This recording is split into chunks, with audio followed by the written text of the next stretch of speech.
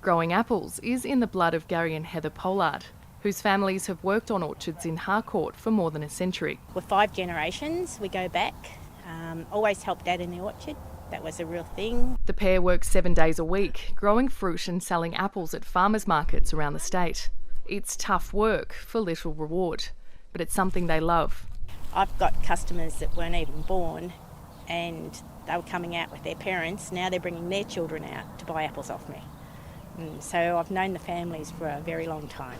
But with no one to pass it on to, it's another Harcourt family that will leave the land. It's a big weight on my shoulders being the last pollard in the area farming, because at the end of the day, when that finishes, that's the end of many generations. But that time is going to come. And sadly, it's becoming a common story. Trevor Peeler works at the local Co-operative Coolstore, where local growers have stored their apples since 1917. When I started work, there was around 40 mainly family orchards, local families in the area. Today, there's only 5 orchardists on the books. Gavin Lang is one Harcourt grower who's prepared to stick it out for a while yet. But with rising production costs and shrinking margins, he says only a handful of bigger growers can meet the demands of the supermarkets. It made it very difficult, so we took the approach of scaling down a little bit in what we're growing and selling it ourselves.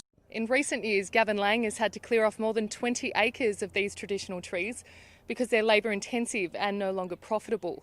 He's now downsized to smaller high-density orchards to meet the growing demand for affordable apples. Turns it into a 7-day-a-week job sometimes, but it is satisfying when a customer that actually eats the product tells you how good it is as well. Hynninen, ABC News, Harcourt.